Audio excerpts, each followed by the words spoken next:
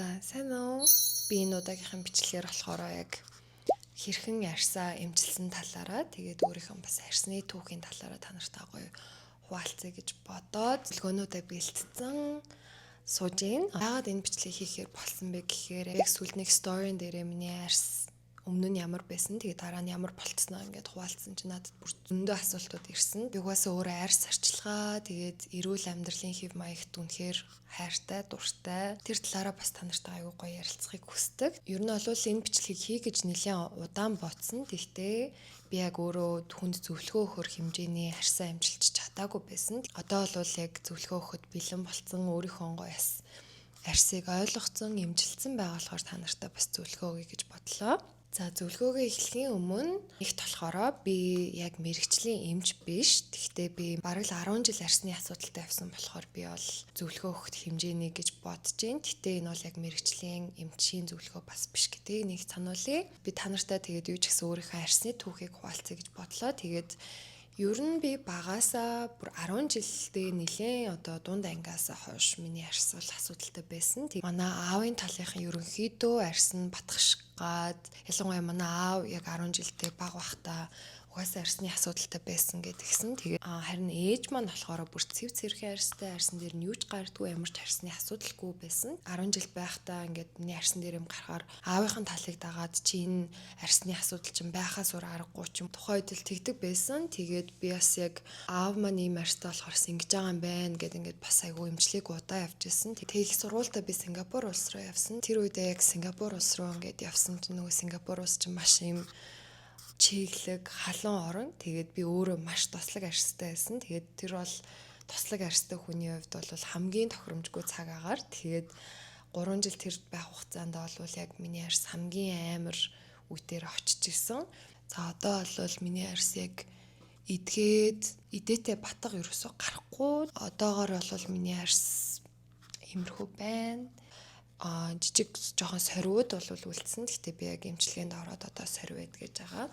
За тэгээд хэдүүлээ зөвлөгөөндөө орцгоё. Зөвлөгөө номер 1. Ходоодны эрүүл мэнд. Ходоодны эрүүл мэндийг яагаад эхлээд ярьж байгаа юм бэ гэхээр чи яг одоо амрууга ямар төрлийн хоол хийж ийн эргүүлээд тэр чинь ингээд бүх юмтай ч холбоотой. Ялангуяа чиний хэрвээ чи батганы асуудалтай бол хоол хүнсүүл болвол яг номер 1-т бараг чигсэж байгаа. Бас маш том тусдаа сэдв. Гэхдээ би та нарт нэг гоё юм хэлье. Би яг ямархуу одоо дэглэм барьдаг вэ гэхээр Нараас Healthy гэд Instagram дээр нэг ихч байдаг. Өөрөө болохоор яг хоол, ходоодны эрүүл мэнд гэдэг талаараа бүхэл бүтэн ном бичсэн. 2-3 удаа би яг тэр номыг бүтэн уншиж дуусгасан. Тэгээд тэрэн дээр хамгийн гоё юм нь Монгол хүн, Монгол улсад Монгол цаг агаарт ямар хоол хүнс тохирох юм. Яагаад энэ хоол нь буруу ингээд тэр болгоныг ингээд бүр маш гоё тайлбарлаж өгсөн. Тэгэхээр би ингээд тэр ходоодны эрүүл мэнд дээр зөвлөгөө өгөхөөс илүү та нар Instagram руу нөрөөд бүр сайн судлыг гэвэл гоё номыг нь авч уншаарай гэж би зөвлөмөр байна.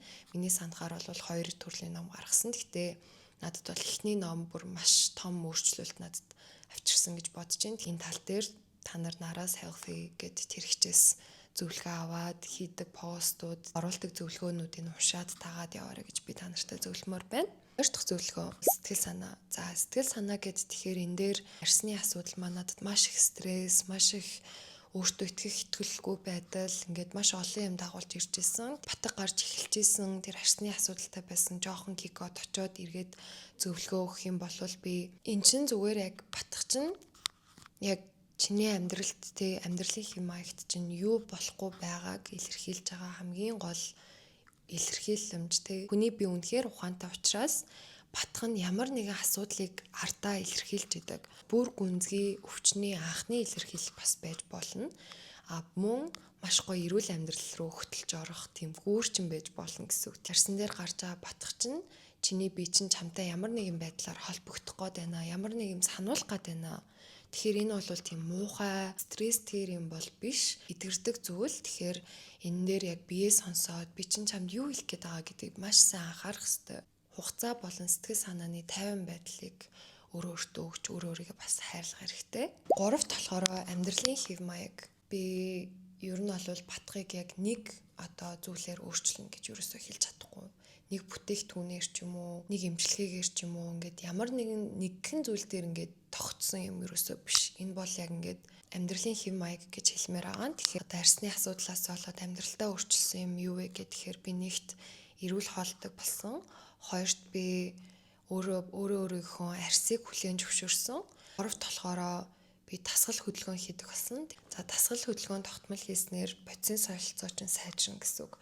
Одоо чи ингээд хөдлөө дасгал хийж байгаа шүү дээ. Тэгэхээр хүйс гардаг, цусны эргэлт чинь сайжраад улаадаг. Тэгээ ямар нэгэн байдлаар биед чинь өөрчлөлт орж байгаа. Тэнгүүт ингээд биед чинь хуримтлагдсан муу муухай хор бүх юм чинь хөлсөөрөө гарч байгаа тий. Тэгээд яг хөлсөө болвол аягүй сайн гаргаж явах хэрэгтэй юм билэ. Хөлсөө гаргасан хөлсөө сайн арчиж авч цэвэрлж явах хэрэгтэй бас. Хоёрт нь болохоор би савн юм уу халуун байнанд бас суудаг. Жамт давстайс одоо байтанд суудаг. Тэнгүүт яг ингээд улаагаад нүүрнээс маань ингээд яг одоо энэ нүхнүүдээс ингээд хөлснүүд гараад тэгэхээр тэр дотор хуримтлагдсан байгаа тос ч юм уу одоо бүтээгдэхүүнэд үлдэгдэл ч юм уу ингээд аягүй сайн гадагшилдаг. Тэгэхээр саун бол би бол яг миний хувьд бол саун бол ингээд миний амьдралын бүр хэв маягт орчихсон байгаад саунд суухаар яг бүхэл бүтэн биений арьс маань зөвхөн нүүрний арьс гэхгүй биений арьс маань аягүй гоё болж эхэлж байгаа. Тэгээд би яг саунд тогтмол суугаад орно. Ер нь бол 3 сар болж байгаа. Тэгээд бараг биендээ тос төрхөх шаардлагагүй тийм гоё байгаа. Тэгээд саун болохоор ялангуяа Монгол шиг эрс дээрс хуурай уур амьсгалтай юм газар орж явах ёстой гэж би бодсон. За эрүүл амьдралын хэв маяг дээр дахиад нэг сануулгах юм нь мэдээж ус уух. Энийг болвол би хамгийн ихэнд хэлээгүй ч гэсэндээ хамгийн чухал зүйл тэт их хэмжээний ус уухал бас тийм сайн биш. Одоо 2 литрээс 2.5 литрийг болвол өндөр жиндээ тохируулаад яг заавал ууж явах хэрэгтэй. Ганц арьсчин гэлтгүй чи байнгын яг цэвэр ус ууж явах хэрэгтэй.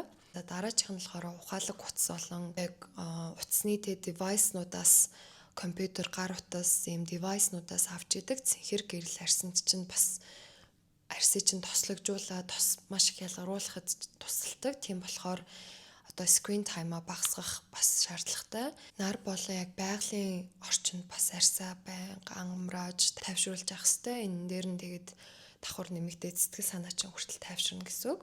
Дараачих нь дөрвөлөө. За дөрөвдөг нь болохоор skin care. За skin care-ыг би бол хизээж алах хэрэггүй. Үнэхээр би амар ядраад ажилтаа байсан ч найзуудтайгаа шоу үзсэн ч би бүр хизээж skin care алах хэрэггүй. Орой өглөө 2 заавал хийдэг. Тэгээд өглөө бол шууд босчоод шууд бас skin care хийж арьсаа чигшүүлдэг. Тэгээд энийг бол угаасаа хэлүүлэлтгүй заавал хийх ёстой. За тэгээд хамгийн гол нь тохирсон бүтээгдэхүүнүүдээ хэрэглэх. Ер нь бол би арьсандаа нээх их бүтээгдэхүүнүүд хэрэглэдэггүй. Би бол тэрийг эмчийн зөвлөгөөгөөр бас зөвлөлж авсан байгаа.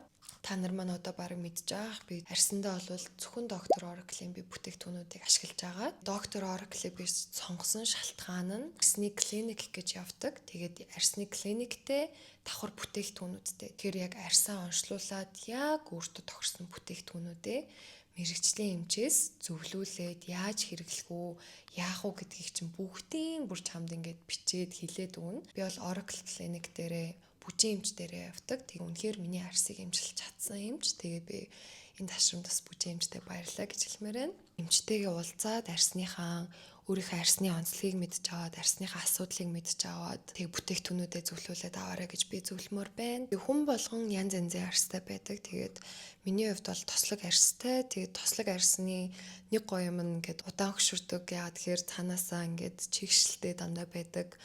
Тэгтээ батг гарах гад байдаг. Хуурай арьс болохоор батг гардггүй мөртлөө айгу хурд үрчлээ тогтох гад байдаг. Гэт ингээд арьс болгон янз янз байдаг. Тэгэхээр чи янз янзын зөвлөгөө авахаасаа илүүтэйгээр яг өөрийнхөө арьсан дээр тохирсон юмаа хэрэглээд яваарай. Болвол чи цаг хэвнэн, мөнгө хэвнэн давхар чи маш гоё арьстай болох бас боломжтой. Тэдэж арьсны эрүүл мэндийн талаар эхний бичлэг маань байсан болохоор арьсны эрүүл мэнд болвол маш олон зүйлээс бүтдэг гэж тэр талаас нь та нартай ойлгуулах гэж хичээлээ. Би бас та нартайгаа skin care Instagram болон TikTok-оор хуваалцаж байгаа. Тэгэхээр дараагийн гоё арьсны талаар ямар бичлэгнүүд үзмээр нь хэлээрээ. Би бас Oracle Clinic дээр бас очиж бичлэг хийж болно. Яг одоо бол би нөгөө нэг өмнө нь бол идээтэй батгаа яаж хэмжлэх үү гэдэг асуудалтайсэн бол би одоо л илүү гоё толгоор, илүү чанга, илүү эрүүл арьстай болмоор байна гэдэг одоо тэр үе дээр явж байгаа. Бас жоохон ч гэсэн тусалсан байх гэж найдаж байна. Угаасаа арсны эрүүл мэнд гэдэг маш том сэдэв болохоор юу ч гэсэн эхнийхэн бичлэгийг энэ үрээд дуусгая. Тэгэд дараачихан бичлэг хүртэл баяр таа.